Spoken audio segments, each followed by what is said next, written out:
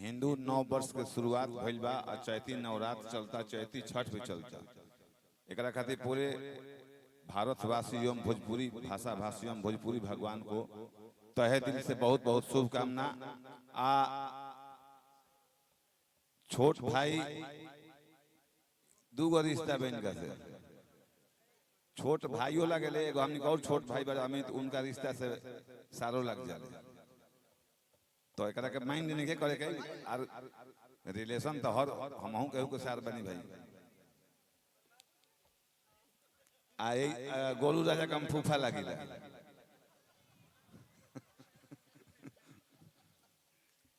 बहुत बहुत धन्यवाद। हम 4 दिन 5 दिन से लोग फोन करत हो, लेकिन हम कहीं जाए रहे दूसरा जगह हमार हम कहने की अपना के यहाँ का पहले से एडवांस बुकिंग करे के बाद एकदम डायरेक्ट सरप्राइज दिए कि बिना कहले पहुंचे के नजदीकी आदमी के यहाँ असही पहुंचल जाला, कह के ना पहुंचल। बहुत ही आज के जमाना में, आज के युग में, आज के डेट में आलोक के बहुत उम्दा एंकरिंग बा, बहुत अच्छा एंकर बड़े भाई, बहुत दूर दूर तक इनकर चर्चा बा। भगवान के से यह हमारी प्रार्थना रही कि इनकर दिन दूना रात चौगुना तरक्की हो और जन्मदिन की बहुत बहुत शुभकामना, बहुत बहुत बधाई। एक लाइन में ले ली हमारो बधाई। चलो विष्णु जमाई मत लो से बा ढेर ऊपर मत रखियो। अच्छा ऊपर आहू रखो तो का माथा करेला कलाकारी बा।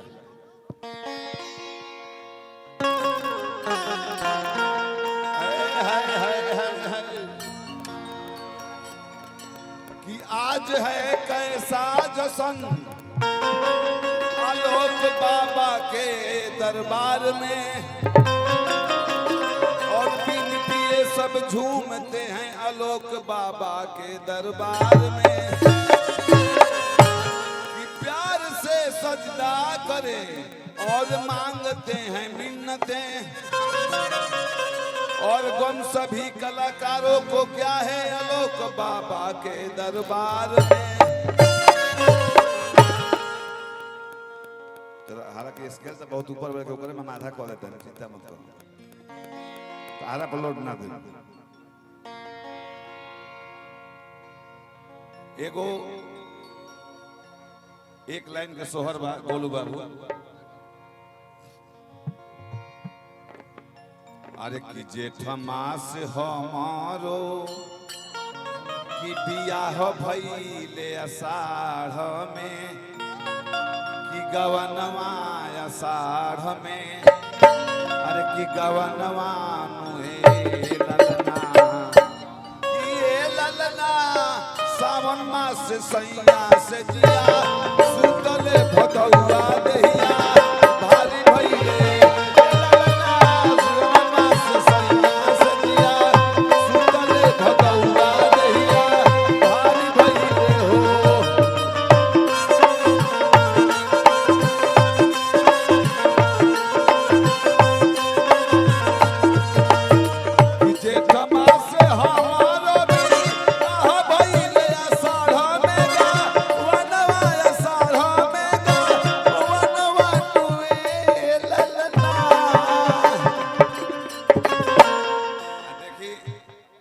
गाना में जब लेडीज समयना में जब थाक जाली से 3-4 भोर बज जाला तो पैसा कटो मत कसौ 4 बजावे के बाद तो कैसे डांस करली सब। ये ललना सावन मास सैया से जिया सुतले भदौआ दहिया भारी भइले हो।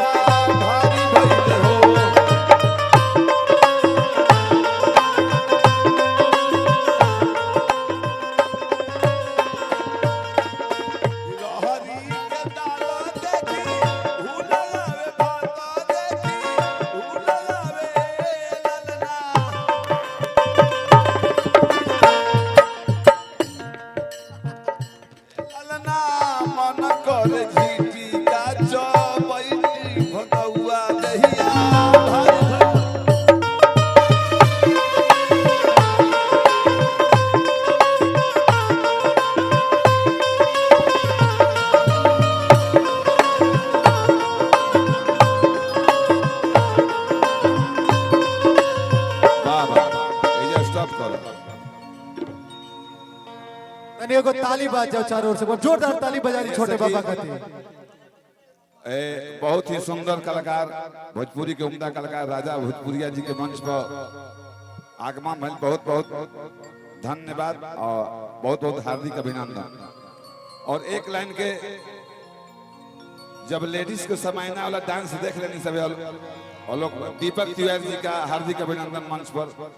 बहुत ही सुंदर कलाकार गढ़हानी एंड मधुरा निवासी दीपक तिवारी जी के हार्दिक अभिनंदन।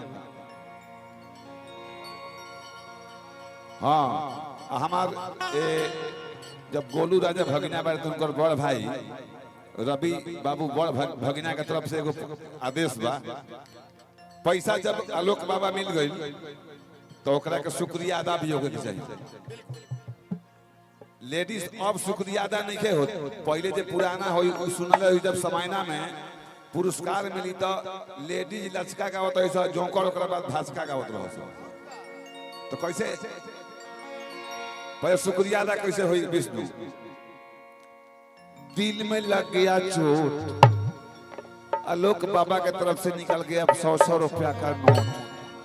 मैं उन साहबान को, उन कदरदान को तहे तहे दिल से, लहे लहे दिल से शुक्रिया अदा करती हूँ ये दादा। तनी ताली बाजे, ताली बाजे। जिन साहब ने दिया रुपया, जिन साहब ने दिया रुपया, उनके हाथ में लाली, अहो हमारे जीजा लगेंगे, मैं उनकी सारी जुगीरी सीरी दी। तो लेडीज लोग कैसे लचका गावत रहे, तब जोकर कैसे भाजका गई। अरे की जनती की सैया हमार, अरे की मिल जई है करिया, हेलो कि चढ़ल तिलक फेर वही दी कुमारे रही, कैतिए सखी फेर वही दी कुमारे रही, कैतिए सखी कुमारे रही, कैतिए सखी कुमारे रही, कैतिए सखी। अरे कि नैहर में खूब कोड़वई दी कुमारे रही।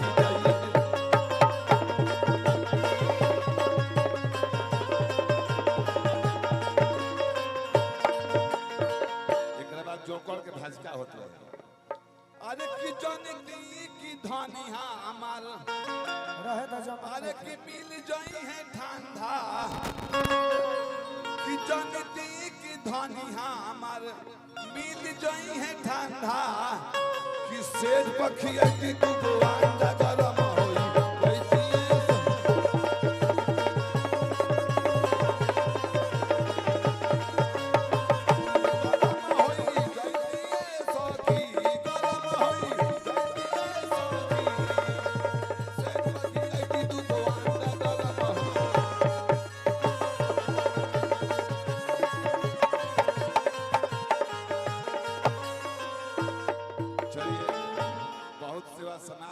चटनी चाटे के चीज भात दसांग के खोइला पर दांत कोट हो जाए।